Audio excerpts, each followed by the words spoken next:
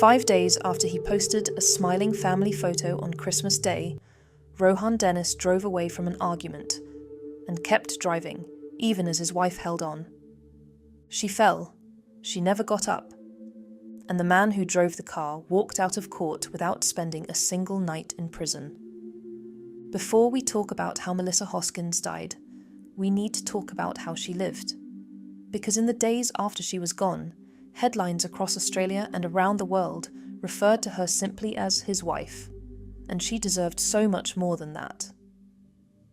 Melissa Hoskins was born and raised in Perth, Western Australia.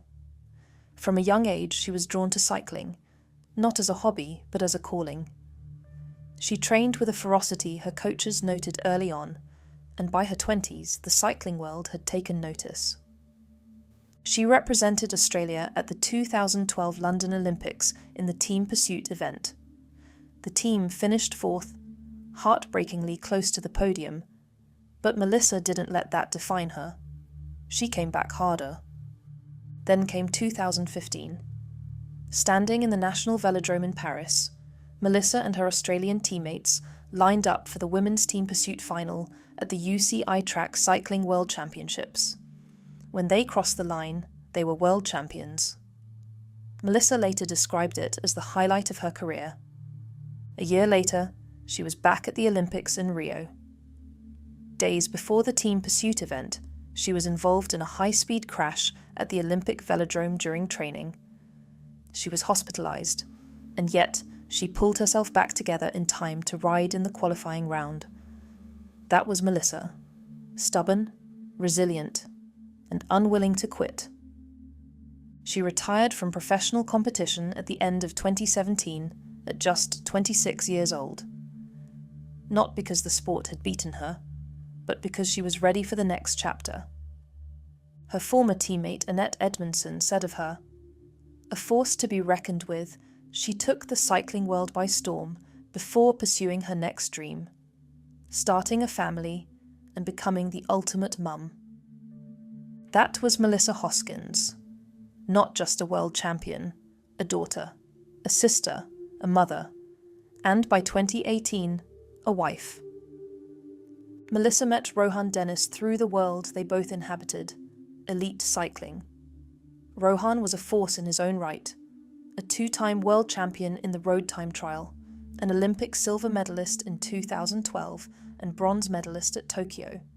He rode for BMC, Ineos Grenadiers, and Jumbo Visma. By every external measure, he was at the top of the sport. They married in 2018, not long after Melissa retired. Their family grew quickly.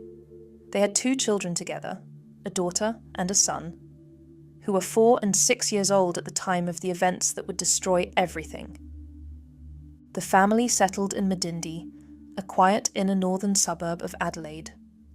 From the outside, theirs looked like a story that only comes to a handful of people. 2 elite athletes, a loving family, a beautiful life. On Christmas Day 2023, Rohan posted a photo on social media. The family beamed. They looked exactly like the couple the world believed them to be. 5 days later, Melissa would be dead. The court would later hear that the couple had, at times, adopted a strategy for managing conflict.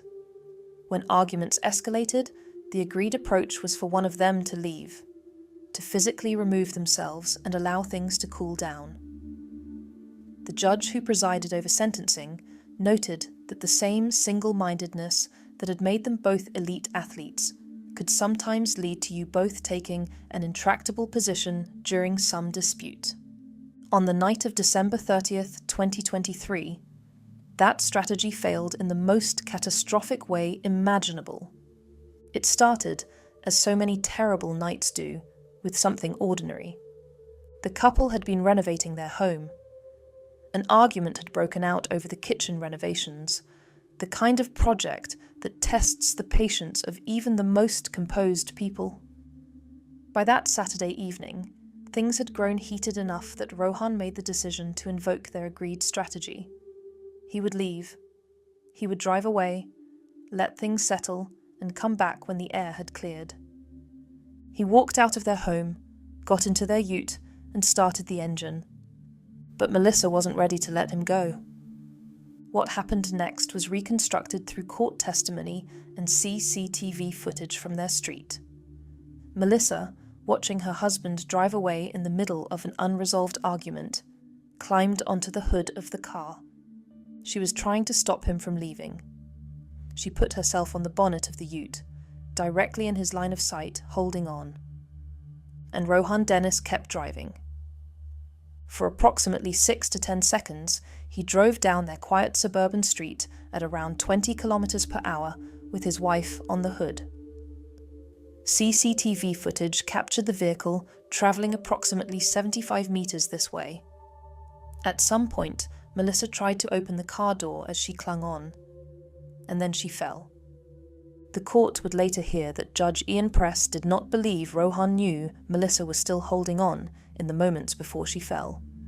He said, "There is no allegation that you knew or even contemplated the likelihood that your wife was still running next to the car." But the judge made something else very clear. He said, "That you did not stop because you wanted to leave is a very poor reason for not doing so." Emergency services were called just after 8 o'clock that evening. When paramedics arrived, they found Melissa Hoskins on the street outside her own home, seriously injured. She was rushed to the Royal Adelaide Hospital. Rohan Dennis was arrested that same night. On December 31st, 2023, New Year's Eve, Melissa Hoskins died from her injuries. She was 32 years old. Her 2 children would begin the new year without their mother. The tributes from the cycling community were immediate and heartbroken. Oars Cycling's chief executive said, "Melissa described her team pursuit gold medal at the 2015 World Championships as the highlight of her career, but for the rest of us, the highlight was just having her around." Her father, Peter, released a statement on behalf of the family. He said, "Her children have lost their mum, a freewheeling spirit, a giver with a big heart, patience, and zest for life. She was the rock of their life and ours." But alongside the grief, something ugly surfaced. Headlines described Melissa as his wife, rather than by her name. Her achievements were buried beneath paragraphs about Rohan's career. She was the 63rd woman in Australia to be killed by alleged violent assault in 2023. Not a statistic, a person. Her funeral was held in Perth. A public memorial followed in Adelaide in February 2024. Rohan Dennis attended with their 2 children. He had not yet apologised to the Hoskins family. When Rohan Dennis was arrested, the charges were serious, causing death by dangerous driving, driving without due care, and endangering life. The most serious charge carried a maximum of 15 years. He was released on bail that same night. After months of court appearances, a plea deal was reached in December 2024. He pleaded guilty, but not to causing death by dangerous driving. Instead, he pleaded guilty to a lesser charge, an aggravated act likely to cause harm. His lawyer told the court, "There was no intention of Mr. Dennis to harm his wife, and this charge does not charge him with responsibility for her death." The man who drove 75 meters with his wife on the hood of his car had been found, legally speaking, not responsible for her death. In April 2025, Melissa's mother, Amanda, addressed the court during sentencing submissions. She said, "I believe this is a tragic accident. Your temper is your downfall and needs to be addressed." She also said, "I know that you would never intentionally hurt her." On May 14, 2025, Rohan Dennis stood in the South Australia District Court. He did not speak as he entered. He did not speak as he left. Judge Ian Press acknowledged Dennis had expressed remorse and was now the sole primary carer for the couple's 2 young children. The sentence, 1 year, 4 months, and 28 days in prison, suspended for 2 years, and a 5-year driving ban. Rohan Dennis would not spend a single night behind bars. Outside the courtroom, Peter Hoskins stood before the cameras carrying the exhaustion of a man who had been holding something unbearable for a very long time. His voice broke. He said, "She was someone really special. We miss her terribly." The family had still not received an apology. And then he said something that was perhaps the most quietly devastating thing a grieving father has ever said publicly. He said, "There are 2 young children caught up in this tragedy. For them to then go and lose their dad, I don't think that would be ideal at all. Their health and well-being is more important than a period of incarceration." A man grieving his daughter was also protecting the man responsible for her death, not out of forgiveness, but out of love for 2 grandchildren who had already lost everything that mattered most. Melissa Hoskins was a world champion. She was a mother of 2. She was someone who, by every account, pushed every person she loved to reach a little higher. She was also the 63rd woman in Australia to be killed by alleged violent assault in 2023. Her father said at her memorial, "Melissa was just warming up. Her best performances were yet to come. There should have been more." There should have been more. Those 5 words carry the entire weight of this case. Her 2 children will grow up knowing who she was, because their grandparents will make sure of it, despite everything. But the questions this case leaves behind won't be answered in any courtroom. They will be asked by those children when they are old enough. They will be asked by every woman who watched this outcome and felt something shift inside her.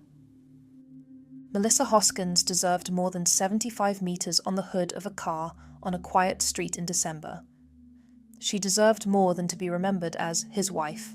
Her name was Melissa Hoskins. She was a world champion, and she was so much more than that.